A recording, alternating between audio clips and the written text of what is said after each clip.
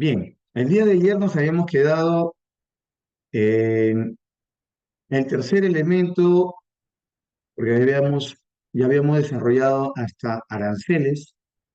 Ahora vamos a hablar sobre el drawback.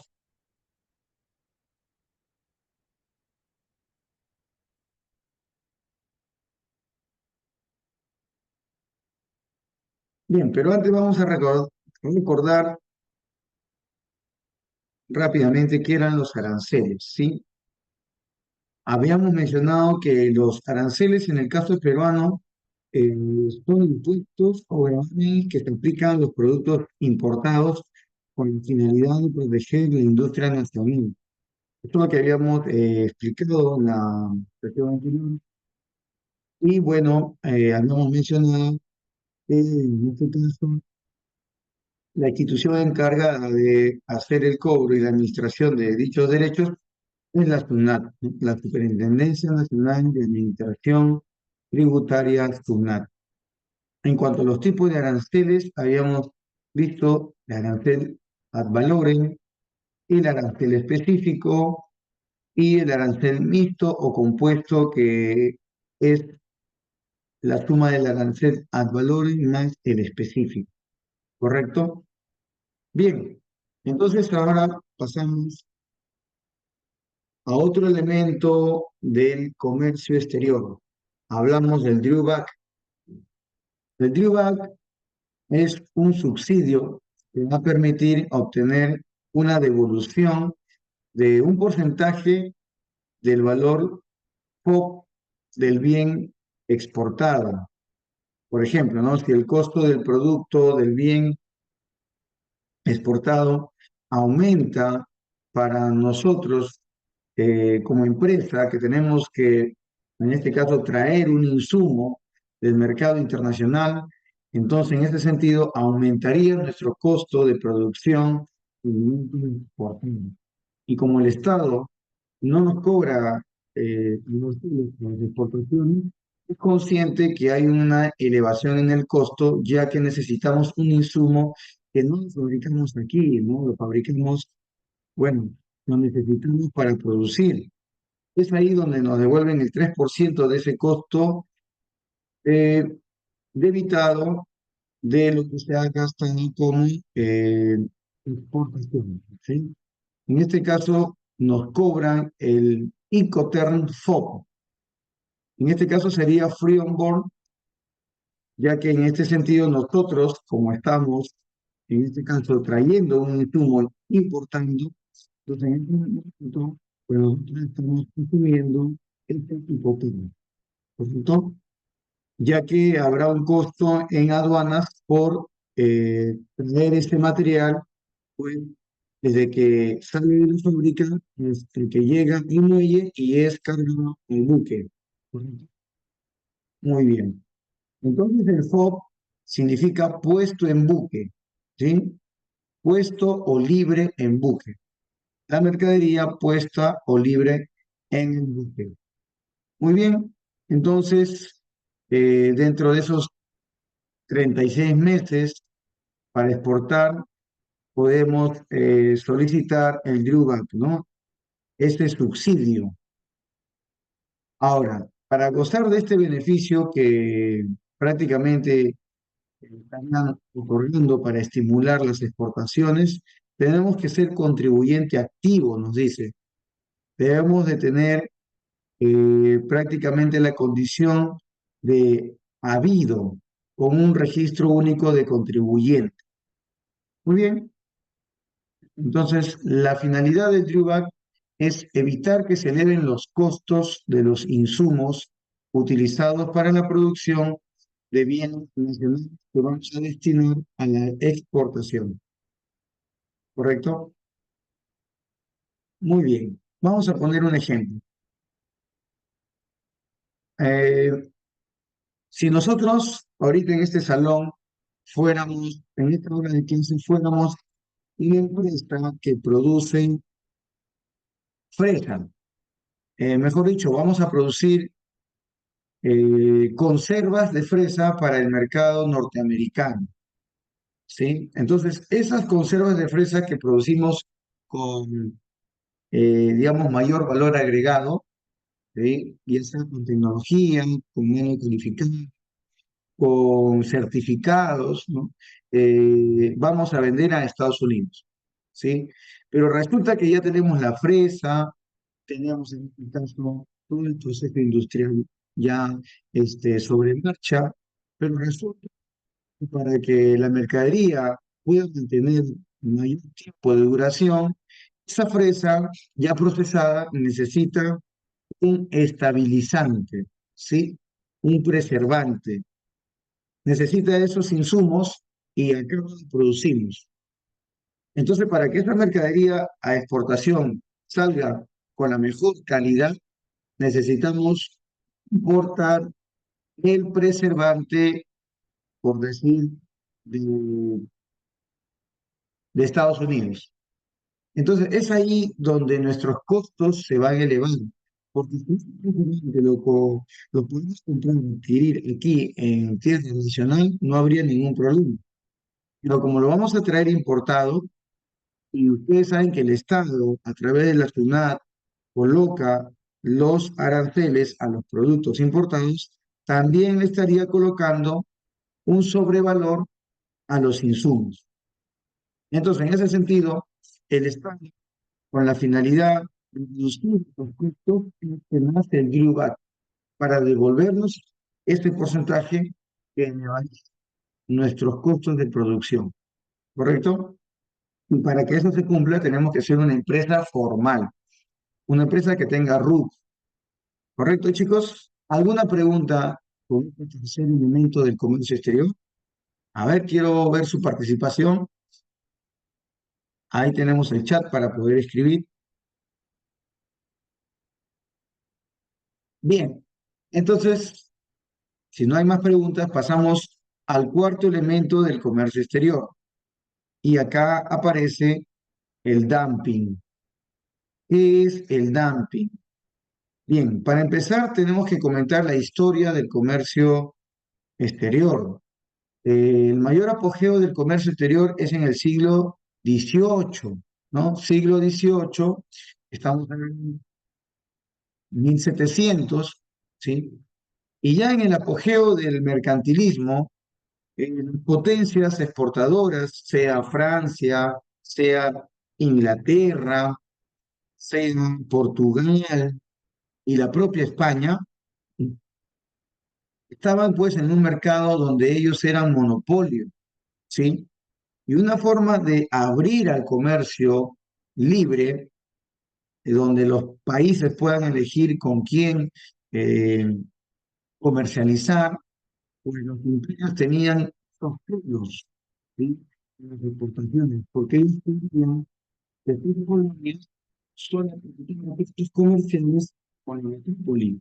Entonces, en ese sentido, hay una corriente pensadora que dice que el comercio tiene que ser una ganancia de ambos países. No puede ser una suma cero donde un país imperio gane y la colonia pierde. Entonces, en ese sentido, desde 1794 surgen los derechos antidumping. ¿Para qué? Para evitar la competencia desleal. ¿Y eso qué significa? Que cualquier país que venda, ¿sí? Que venda vendiendo su producto, lo tiene que vender por un margen superior a lo que vende en su propio país. Por ejemplo, habíamos comentado de la fresa. Acá en Perú, un pote de fresa de uva, o sea, una conserva, aproximadamente está entre 12 soles, ¿sí? 12 soles en promedio, de las marcas ya conocidas, ¿no? Que se producen acá. Entonces, cuando yo vendo mi pote de fresa de 1 kilo al mercado internacional, yo no lo puedo vender a 10 soles. O sea, yo estaría cometiendo dumping si lo vendo a 10 soles, lo que es lo mismo un tipo de cambio en dólares. Entonces yo estaría cometiendo una práctica desleal. Yo tendría que venderlo a un precio mayor. Ahora la pregunta es, ¿por qué ciertos países cometen dumping? ¿Por qué venden productos por debajo del precio de su país cuando llegan como exportación? porque lo que buscan es destruir la competencia. Es como que yo sé que en Estados Unidos hay empresas que también producen, empresas norteamericanas que producen conservas de espesa. Entonces, yo lo que busco es competir con ellas, pero a un precio por debajo de lo que yo lo produzco en mi país, ¿sí? Entonces, quiere decir, bueno, que en Estados Unidos se vende el pote de maíz, eh, a $5, ¿correcto? $5. Y yo, si acá en mi país lo vendo a 12 soles, más o menos sería un promedio de $3 a moneda norteamericana, porque el tipo de cambio está más o menos casi 4 soles, ¿no? 3,8 más o menos. Entonces, acá en mi país es como que yo vendiera mi conserva de fresa, lo vendiera a $3, $3. Y obviamente tú buscas por todos lados, no vas a encontrar más menor precio. Estamos hablando de una fresa reconocida en el medio, ¿no? No vamos a encontrar precios por 3 soles, no 4 soles. Estamos hablando de una conserva de 1 kilo, hemos dicho. Entonces, al momento de yo exportar, se entiende que va a haber costos, ¿no? El flete, el impuesto, eh, se- eh, levantar la mercadería y ponerlo en el buque del país interesado. Yo no podría vender a $2. O sea, no tendría un sentido, ¿no? A no ser que yo cometa dumping, que yo quiera que ese precio llegue al mercado norteamericano para destruir a las empresas norteamericanas, y eso sería, digamos, eh, una competencia desleal, ¿sí? Desleal. Obviamente nosotros como peruanos conocemos pues el esfuerzo para poder exportar, ¿no? Entonces tendría que ser países potencia con su gran capacidad de productividad y gran escala, ya sea por su tecnología y respaldo económico, podrían pues estar subsidiándose los estados, ¿no? O algún aparato estatal podría estar subsidiando para que eso se dé, ¿no? Y ellos se benefician, ¿no? Porque en verdad no podrían, bajo los costos, vender tan barato. Pero sin embargo vemos que algunos países asiáticos cometen dumping. ¿Por qué? Porque ellos en algún momento piensan, ¿no? Si yo logro destruir a mi competencia, ya no voy a tener competencia, me voy a convertir en un monopolio, o sea, uno solo que vende, como monopolista, en competencia, pues prácticamente subo el precio. Entonces, ¿cuál es la estrategia desleal? Primero, lo vendo a un precio por debajo de mi país de origen, destruyo la competencia de ese país donde yo llego con mi producto y comienzo a elevar el precio. Entonces, esa es la práctica desleal del dumping, ¿correcto? Eh, entonces, leemos el concepto. El dumping es una práctica de discriminación de precios que se presenta cuando se exporta un producto, cual sea, a un precio inferior al que se vende en el mercado de origen. Ahora, ¿quién es la institución llamada a investigar si hay casos de dumping? Aquella institución que investiga y también pues prácticamente denuncia estos casos de dumping ante la Organización Mundial del Comercio es el INDECOPI, ¿sí? Entonces, INDECOPI es la encargada de investigar y sancionar el dumping, ¿sí? Para defender la libre competencia. Entonces, hay que tener en cuenta que para que se genere el dumping, tiene que haber un producto similar, ¿sí? Tiene que haber un producto similar. Entonces, en ese sentido, Indecopi investiga si es que eso se da, si es que hay productos similares en la economía nacional. Por ejemplo, si viene ropa asiática, bueno, pues supone que viene ropa de Indonesia, viene ropa de Corea, de China, a un precio por debajo de su propio país de origen, Entonces, yo tengo que mirar a mi mercado nacional a ver si yo también tengo ropa. Y efectivamente, Perú tiene su industria textil, que se viene afectada por casos de dumping. Entonces, desde ahí ya va calificando para que sea un concepto de dumping lo que se estaría informando.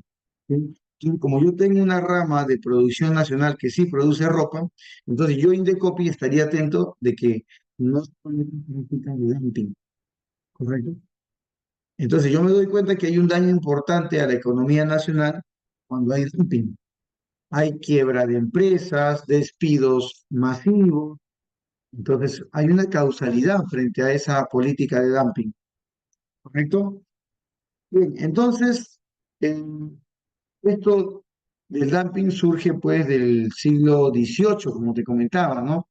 Cuando los países, pues, en su vorágine de querer competir, algunos lo hacen de una manera desleal, ¿sí? Muy bien. ¿Alguna pregunta con este cuarto elemento del comercio internacional, chicos? A ver, coméntenme.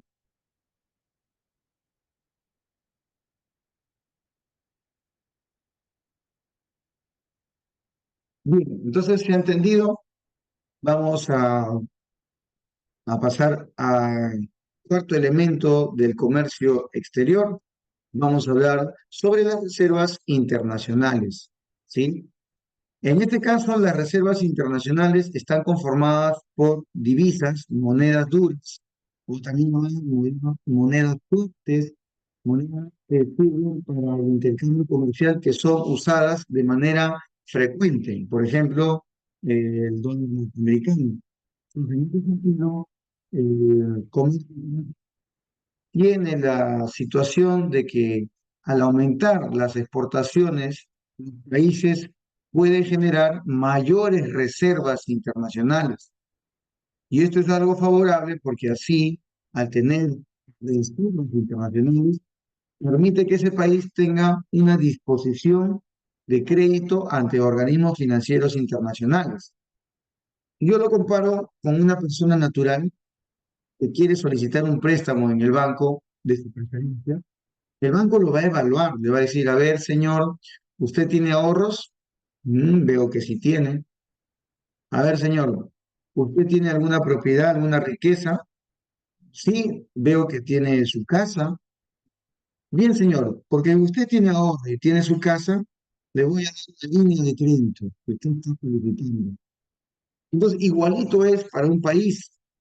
Cuando un país quiere ser, en este caso, una persona que- o un sujeto que tenga, pues, la posibilidad de acceder a un préstamo de organismos financieros internacionales, igual lo va a evaluar a ver cómo están sus finanzas, cómo están sus reservas, ¿correcto? Entonces, es importante también entender que la reserva sirve para situaciones de crisis internacionales. Por ejemplo, en la época del COVID, del año 2020, el Perú tuvo la necesidad de utilizar un porcentaje de sus reservas internacionales para poder sobrellevar y mitigar los efectos de la pandemia.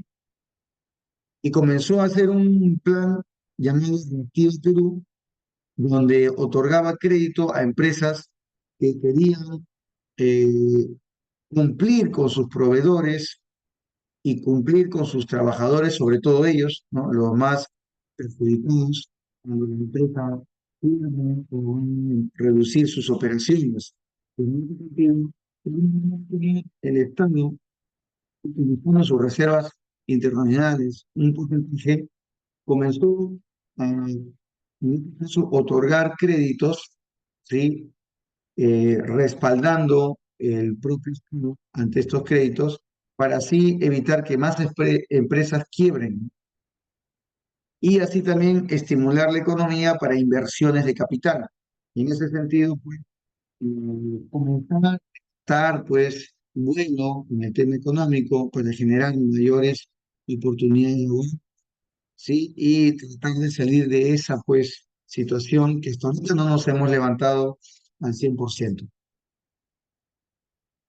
Entonces, las reservas internacionales constituyen la liquidez internacional con que cuenta un país para enfrentar crisis o retiros de capitales. También sirve para eso, ¿no? Cuando hay empresarios, digamos, que manejan gran cantidad de capitales y por A o B no quieren arriesgar, se llevan su capital y generan una desestabilización económica. Entonces, ahí es donde se recurre a las reservas internacionales para tratar de contrarrestar el, el retiro de liquidez por parte de dichas empresas. ¿Correcto, chicos? Bien, entonces ahí vemos en esta gráfica de barras cómo se ha ido desarrollando eh, el ciclo de las reservas internacionales. Tenemos datos del 2022 que estaba bordeando los 73 mil millones de dólares. 2023 hubo un retroceso. Luego entramos a este año 2024 con un ligero crecimiento. Hasta 24 de abril tenemos 75.916 millones de dólares de reservas internacionales. ¿Correcto? ¿Por qué son importantes? Dice, contribuyen a la estabilidad económica y financiera del país. Garantizan la disponibilidad de divisas para situaciones extraordinarias. ¿Sí? Situaciones como el que mencioné, ¿no? Un fenómeno que golpeó la sanidad pública fuertemente, que también pues paralizó la producción nacional y obviamente en ese sentido eh, la economía retrocedió fuertemente, ¿sí? Entonces, para contrarrestar esos efectos tenemos reservas internacionales. Y como te mencionaba, están compuestas de oro, de billetes y monedas extranjeras, dólares sobre todo, certificados de depósitos de divisas por periodos no mayores a 90 días, títulos emitidos por organismos internacionales, aceptaciones bancarias especiales, también no mayores a 90 días, entre otros. ¿Sí? De todo esto está conformado nuestras reservas internacionales. Muy bien, chicos. Entonces, hasta aquí hemos presentado los elementos del comercio exterior. Ahora vamos a desarrollar nuestra práctica dirigida y posteriormente el test en línea. ¿Sí? Muy bien. Entonces, dejamos de compartir para compartir las preguntas del boletín.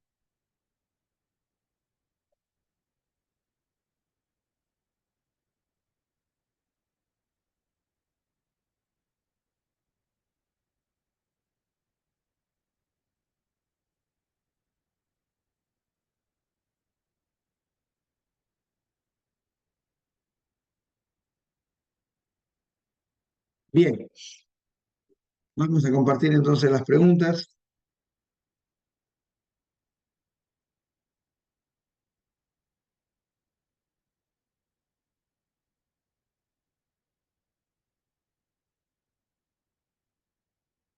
Primera pregunta.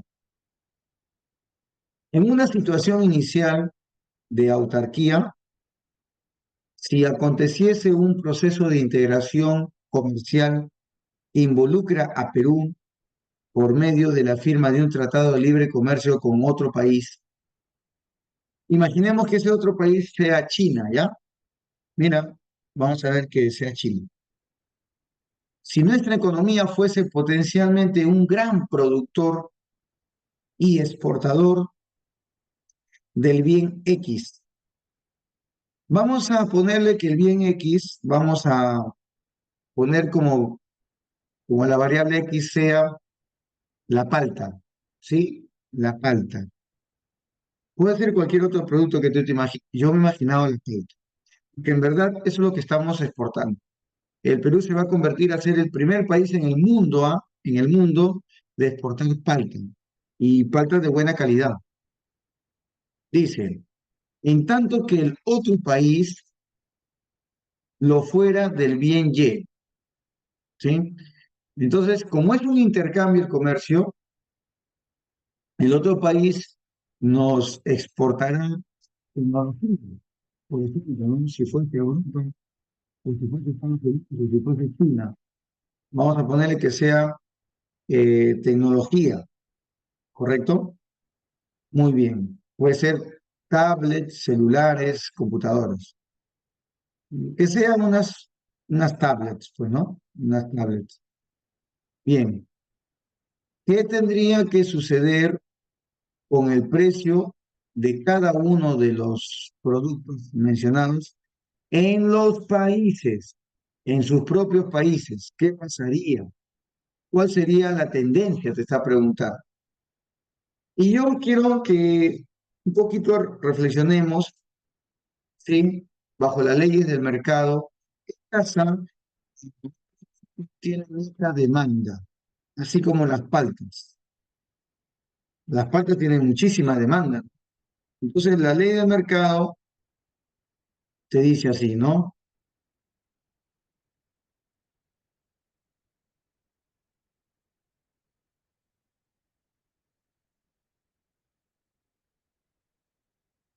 La ley del mercado dice así.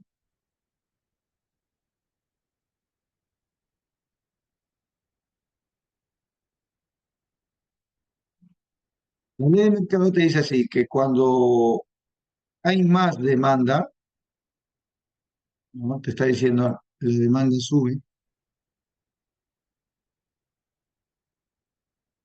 mayor demanda. ¿Qué va a pasar? Atentos chicos, ¿qué va a pasar? ¿A qué va a ser igual? A ver, pueden escribirme. ¿A qué va a ser igual cuando hay más demanda?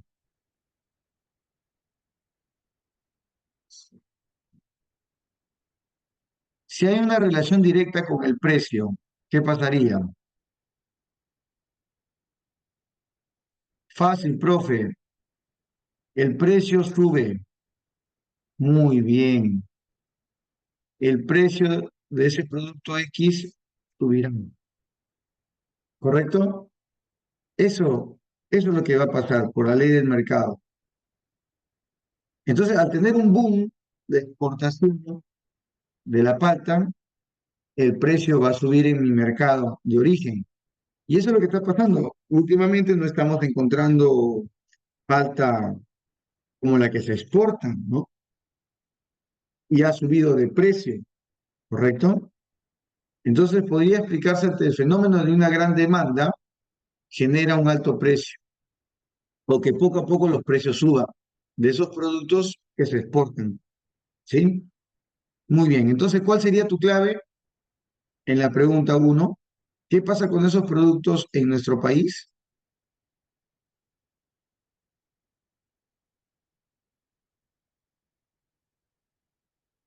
Muy bien, marcamos la clave,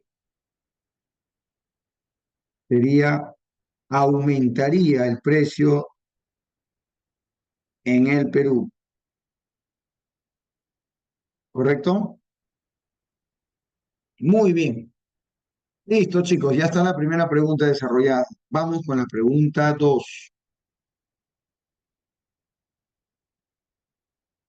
Para esta pregunta te vas a concentrar en la gráfica y en la gráfica están millones de dólares, 4.000 millones, luego para el 2010 5.000 millones y así va subiendo. Quiere decir que la curva de color verde son las exportaciones y cuando el Perú exporta va subiendo también la entrada de divisas, de dólares. Y luego la puntilla, ¿sí? Son las importaciones. Entonces, hasta este punto, año 2018, yo puedo entender que el Perú ha tenido una ventaja.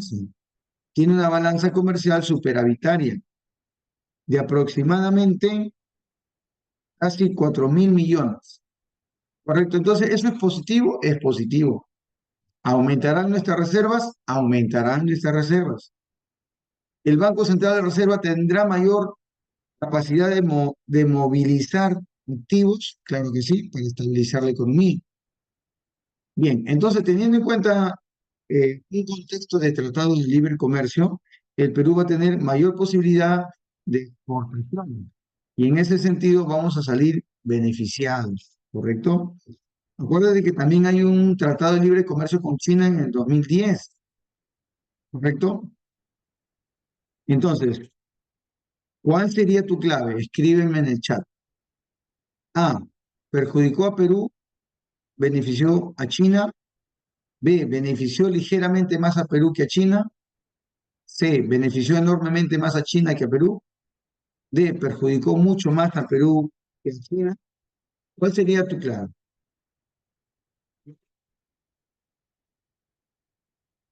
Ahí, en el chat, pueden contestar.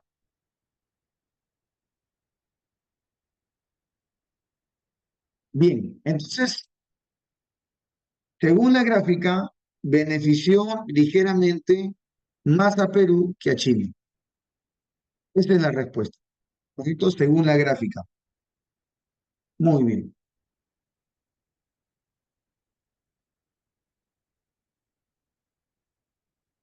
Vamos con la pregunta 3. Dice, en el marco de un régimen de tipo de cambio flexible, en el que los depósitos de ahorro bancario en moneda nacional soles son sustituibles por los depósitos de ahorro en moneda extranjera dólares. Quiere decir que acá en la premisa te está que tú puedes adquirir dólares a través de tu cuenta de ahorro de soles. Sí se puede, sí se puede. ¿Y eso cómo se llama? Demandar dólares. Estarías comprando dólares. ¿Qué va a pasar cuando hay más demanda? Cuando hay más demanda, cuando hay más compra, el precio sube. Entonces también el tipo de cambio subirá. ¿Sí? Entonces acá les sombreo que también el tipo de cambio subirá. Ahí está. ¿Sí? Ah, ¿sube la tasa de interés de los ahorros bancarios en soles? No, falso.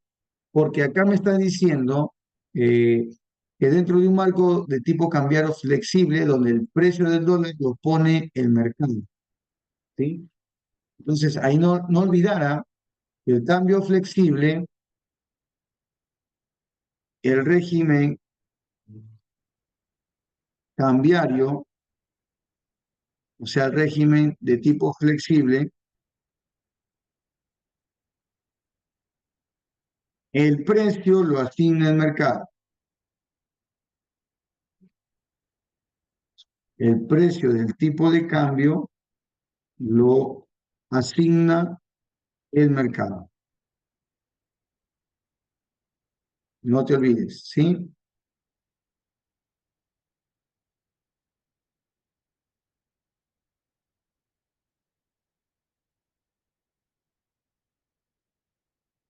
Muy bien.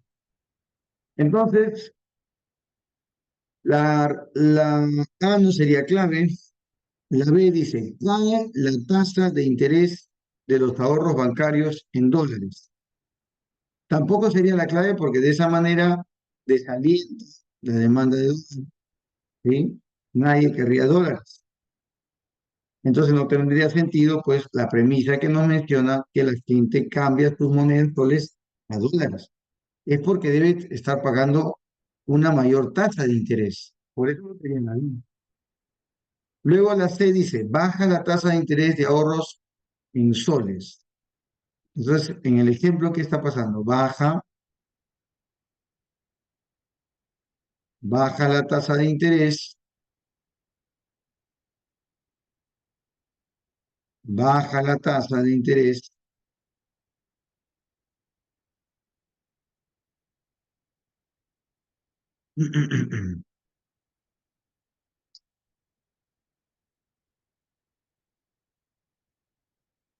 en dólares.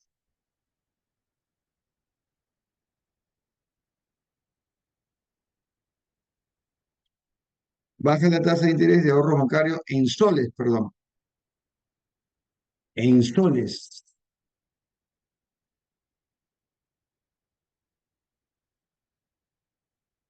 baja la tasa de interés en soles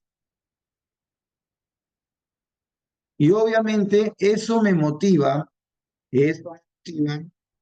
para comprar más dólares.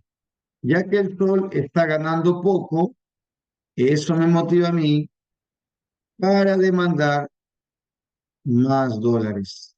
¿Correcto? Me motiva para demandar dólares.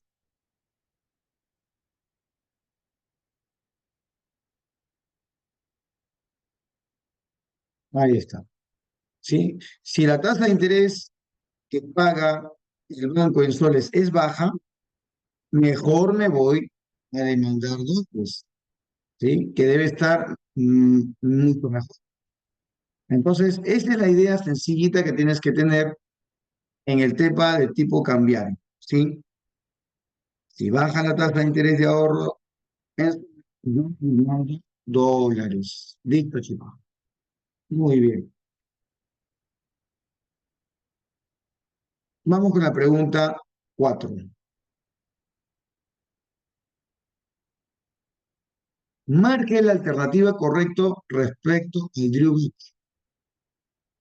¿Sí? Es una tasa de restitución del 3% del valor CIS. No, ¿no es cierto? No era del valor CIS, era del FOB. ¿Te acuerdas? Claro, profe, era del FOB. Free on board, libre a bordo. De ahí se calculaba que a mí me devolvían el 3% de lo que yo gastaba por FOB. Ah, muy bien. Luego dice, el plazo para presentar la solicitud de este beneficio es de 36 meses. El beneficio de este régimen es para el importador y para el Estado. Falso. Para gozar de este beneficio debes contar con el registro único de contribuyentes. Sí, es correcto. La D sería la clave. Tienes que primero empezar por ser persona jurídica, tener tu RUC activo. Sí, ese es el principio de todo. Muy bien, vamos con la pregunta 5. Pregunta 5. Justin Ramírez asiste en una charla sobre dumping. El escuchar que decir que el margen de dumping es una diferencia entre el valor normal con el precio de exportación sobre el precio de exportación por ciento, tiene que ser mayor al 2% para iniciar un proceso de investigación. ¿Sí?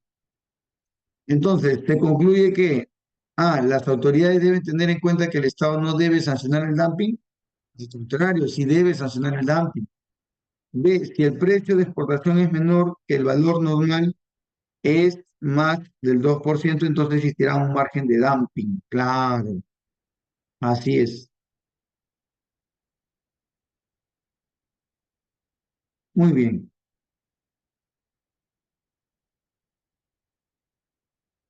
Bien, chicos, ahí tenemos la clave, la 5, la B.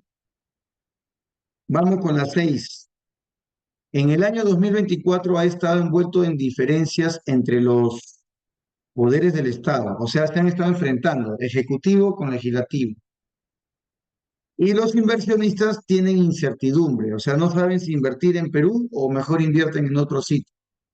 Si los inversionistas vieron o vieran atractivo la estabilidad en otros países, llevarán sus capitales fuera del país. Muy bien, vamos a asumir que esto es la verdad, y es en sí la verdad, porque ha habido una fuga de capitales en estos últimos años, desde hace 3 años se están yendo los capitales a otras partes y también ha ido la inversión privada un 10%, y esto preocupa fuertemente porque si cae la inversión privada, quiere decir que no hay nuevos puestos de trabajo, no hay nuevos negocios, y entonces se llevan sus capitales a otro país por el tema que está pasando en la política. Entonces, obviamente, estamos con recesión, con caída de la economía, con caída del PBI, caída de la producción. Entonces, ¿quién puede ayudar en esa parte? A, el Banco Central de Reserva del Perú intervenga sacando dólares. No. O sea, aparte que el empresario saca dólares, el BCR también lo va a sacar. No, falso. B, el BCRP intervenga inyectando dólares al mercado debido a un incremento del tipo de cambio. Muy bien. Entonces la clave sería la B, Barquito. El Banco Central de Reserva del Perú va a intervenir inyectando dólares al mercado. ¿Por qué? Porque cuando hay fuga de capital, se van los dólares, el mercado sube. Entonces, una política, en este caso, del BCR es intervenir, pero en este caso, ofertando dólares, inyectando dólares a la economía para que el tipo de cambio no siga elevándose. ¿Correcto? Porque si el tipo de cambio se sigue elevando, afecta a los importadores, ya que el dólar se hace más caro frente al sol. Y eso no conviene para gente que trabaja con importación. La gente que trabaja con productos importados, ya sea tecnología, tiene que esperar que el tipo de cambio baje para comprar más dólares con un sol más fortalecido y también mucha importación. ¿Sí? Muy bien. Vamos con la pregunta 7. Las reservas internacionales, llamadas divisas, son recursos en oro y monedas distintas al nuevo sol, con lo que cuenta el Banco Central de Reserva del Perú. Te está diciendo, ¿para qué? A ver, respóndeme en el chat, ¿para qué tenemos reservas? A ver, vamos a ver. ¿Dónde está nuestro amigo? Siempre participa. A ver, Ernesto. A ver, Ernesto, según su apreciación, ¿cuál sería, cuál sería en este caso,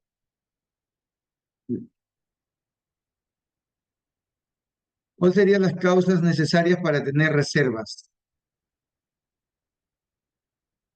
A ver, la misma pregunta a ver, para una dama, para Danica. A ver, Ernesto y Danica, a ver, ¿quién responde primero?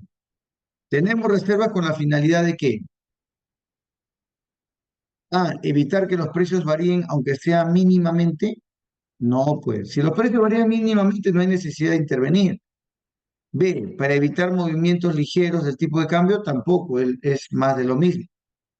B, prevención de equilibrios externos. No, tú no puedes prevenir un equilibrio. El equilibrio se da por las fuerzas del mercado, curva de oferta, curva de demanda. Entonces no se puede prevenir equilibrios. Los equilibrios es lo ideal en un mercado, pero tú no vas a tratar de prevenir de que no se dé, porque es algo ideal, es algo bueno. E, prevenir crisis ante retiros, o sea, fuga de capitales, ¿sí?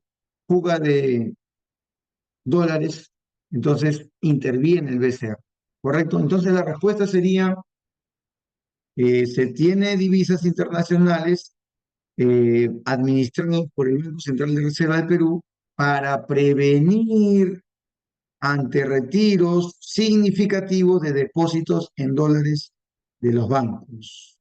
Es un, entonces, es una circunstancia de prevención. ¿Sí? Vamos con la 8. Si ocurre que el precio de los insumos mineros aumente en el mercado exterior, o sea, vamos a imaginarnos que nosotros vendemos cobre, ¿ya? Cobre. Y, y en ese sentido, en el mercado exterior aumenta el precio del cobre. Entonces, ¿qué quiere decir? Que va a aumentar la entrada de dólares a nuestro país. Los dólares entrarán en grandes cantidades y eso va a ocasionar que el tipo de cambio disminuya. Si está a 3,8, baja a 3,6 por la gran cantidad de millones de dólares que está entrando, ¿correcto? Entonces, ¿qué régimen cambiario se observa en este caso? A, tipo de cambio fijo. B, tipo de cambio flexible con intervención. C, tipo de cambio de flotación sucia. O D, tipo de cambio de flotación limpia. O la E, tipo de cambio administrado.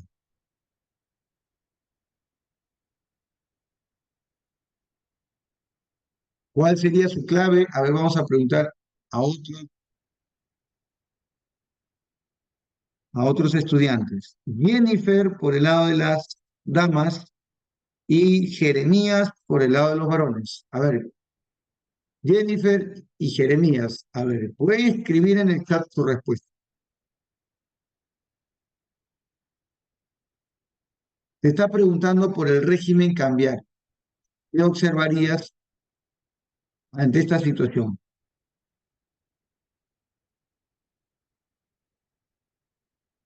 A ver, vamos. Quiero que participen, chicos. Jennifer y Jeremías.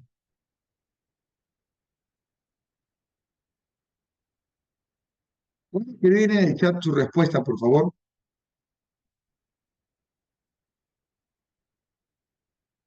Recordemos que el tipo de cambio se ve afectado por las fuerzas del mercado cuando es flexible, ¿no? Puede subir, puede bajar.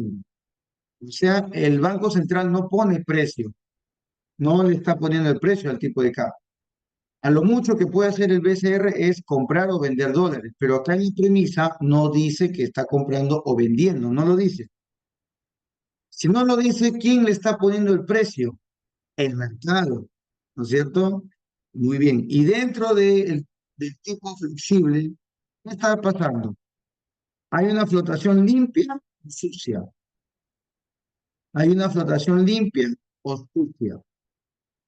Acá te está diciendo que el precio está cambiando por, por un tema de precios en el mercado exterior. Quiere decir que el cambio del precio del dólar se está dando por un fenómeno flexible, ¿sí? De flotación limpia. Nadie está interviniendo en el precio, ni comprando ni vendiendo. Entonces la clave sería tipo de cambio de flotación limpia, porque nadie está interviniendo en el precio, en el nuevo precio que ha subido o que ha bajado. ¿Sí? Muy bien. Excelente, chicos. Bien, guardamos nuestra respuesta.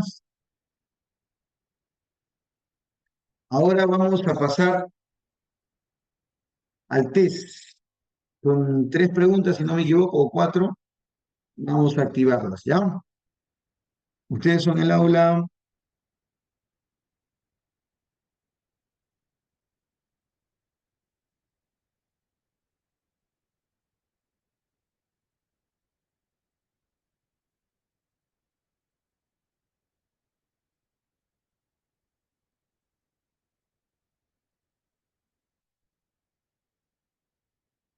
aula 16. Vamos a activar su test en línea. Aula 16. Muy bien, virtual. Listo, chicos. Ya pueden ingresar a desarrollar su test en línea. Por favor, todos ingresen.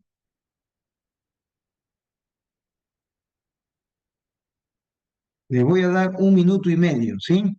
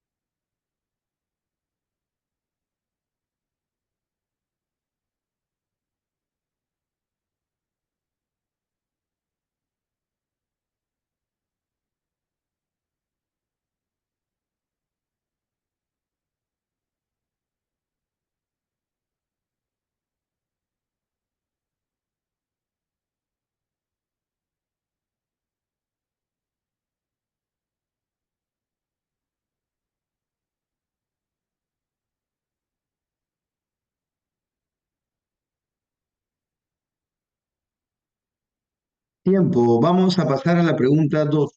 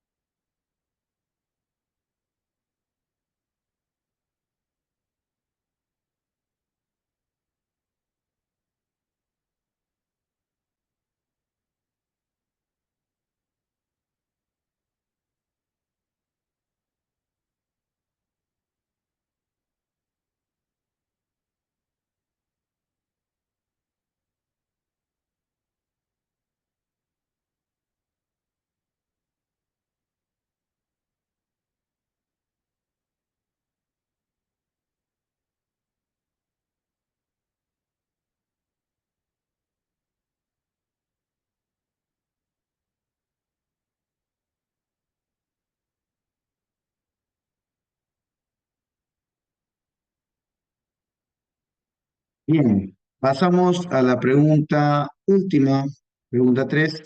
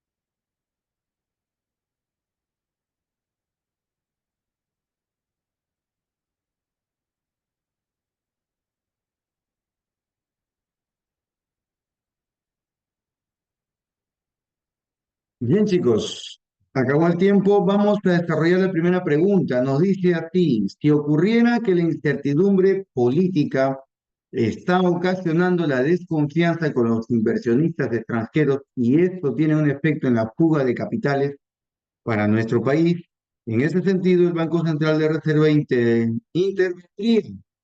Y en este caso, ¿cómo interviene, chicos? Inyectando dólares.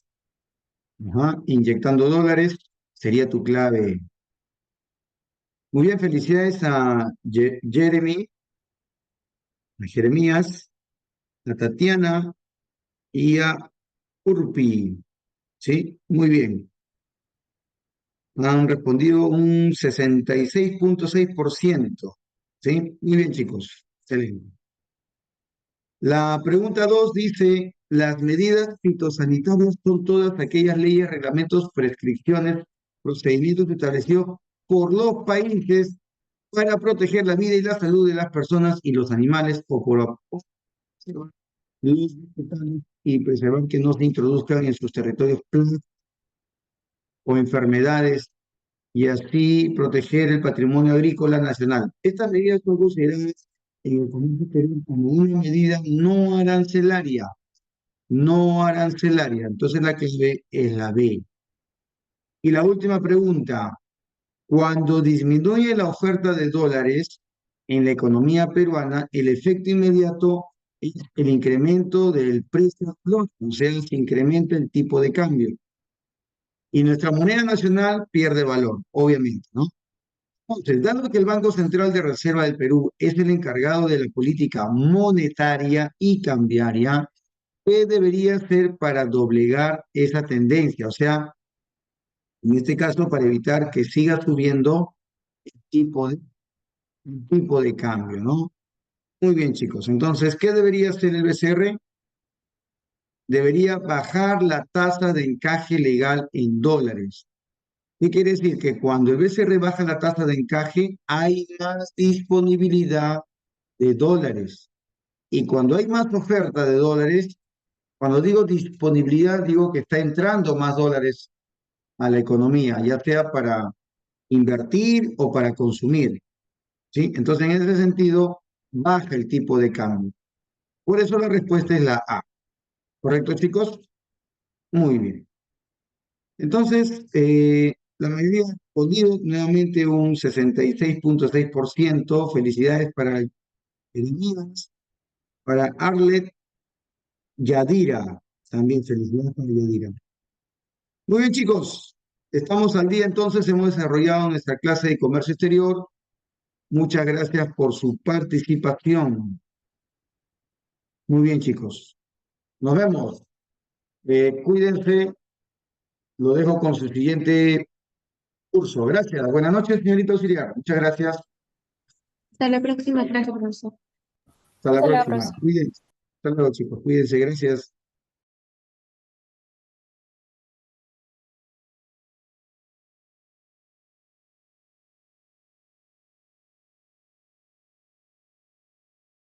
Chicos, ¿qué tal?